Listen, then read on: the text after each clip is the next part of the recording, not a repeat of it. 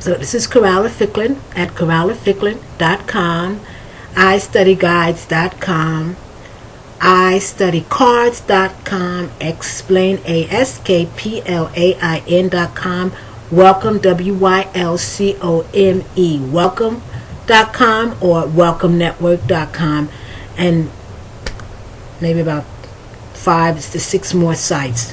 Go into the site, go to Welcome Network or Coralla Ficklin, and you'll see the other sites.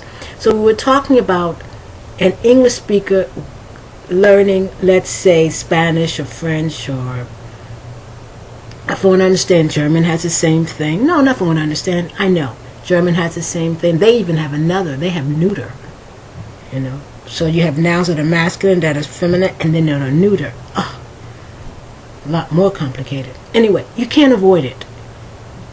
Because every noun, especially if it's going to be modified by something, whether it's going to be modified by a definite article, an indefinite article, or whether it's going to be modified by an adjective, and don't forget the adjective goes after versus before, you know, instead of saying the pretty girl, you say the girl pretty, la muchacha, la chica bonita, instead of saying la bonita chica, la bonita muchacha.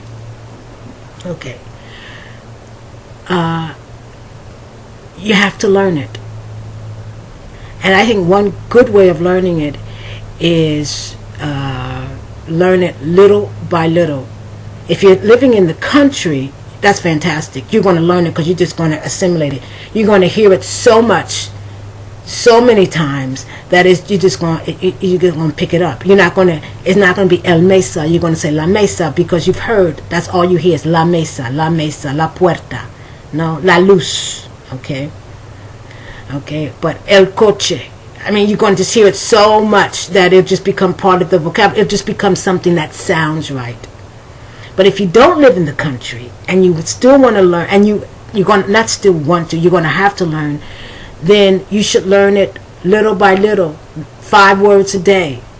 Maybe one day take all masculine nouns, and the next day take all feminine nouns.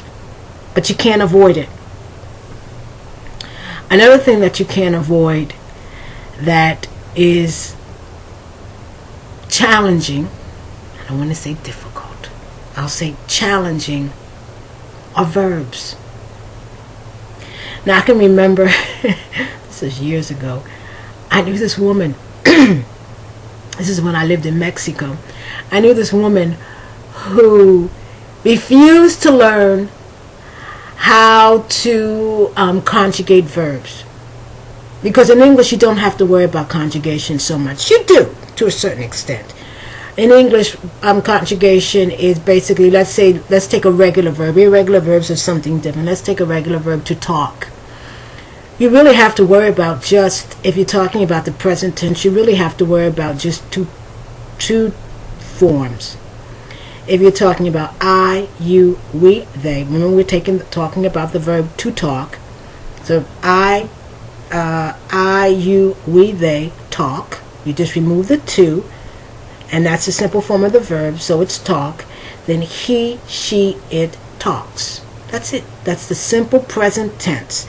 And that's the present form. So therefore, sometimes you use that form, for example, when you're going to talk, when you're going to use the future. And when you use the future, all you need is a simple form, talk. There's no talks. So it's I, you, we, they, he, she, it will talk. Sometimes, depending on what you mean, you can say I, we, shall talk. But that's something different. It's a little bit more nuanced, but something different. If you're going to talk about the past, it's even, quote, easier. All right? Once again, I am talking about the regular verb. It's I, you, we, they, he, she, it, talked. It ends in ed. Now the problem is the pronunciation. A lot of times people want to say talked. And there is times when you pronounce the ed. But that's pronunciation, and pronunciation in English can be difficult. Okay. Spanish isn't like that. French isn't like that. Italian isn't like that. Portuguese isn't like that.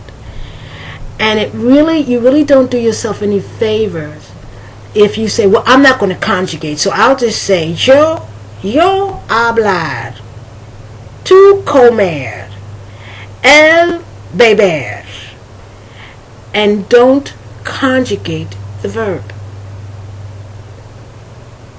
Because it would be like us saying in English, I to eat the food.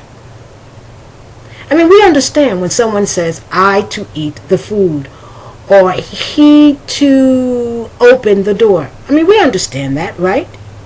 But we also understand that the person doesn't speak the language very well. And we also understand that the person hasn't taken the time to learn the grammar to conjugate the verbs. Now, I'm not going to lie to you. It can be complicated. In Spanish, for example, you have verbs that end in AR, you have verbs that end in ER, and you have verbs that end in IR. I haven't even begun to talk about irregular verbs. But it's not as complicated or it's not as challenging if you look at it that this is the way they communicate in Spanish, and this is how things make sense in Spanish. And that if I want to learn how to communicate correctly in this language, this is something I have to tackle and learn.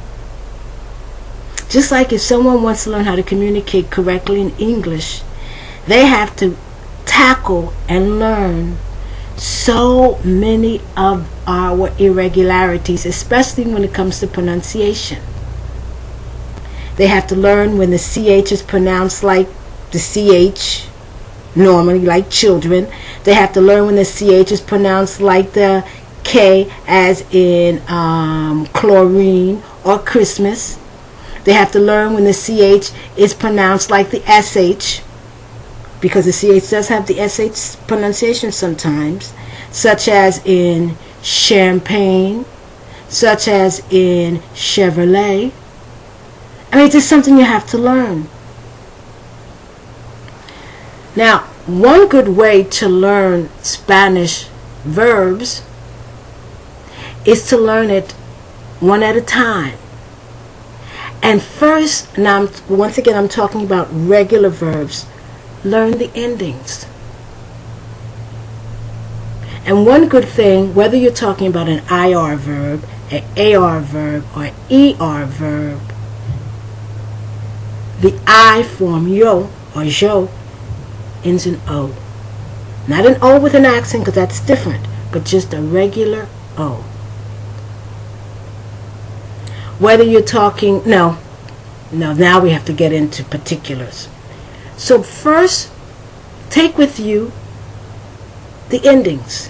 Just learn the endings. Once again, regular verb. For the AR verb, O, as, which is an AS, a, which is just an A, amos, which is AMOS, an, AN.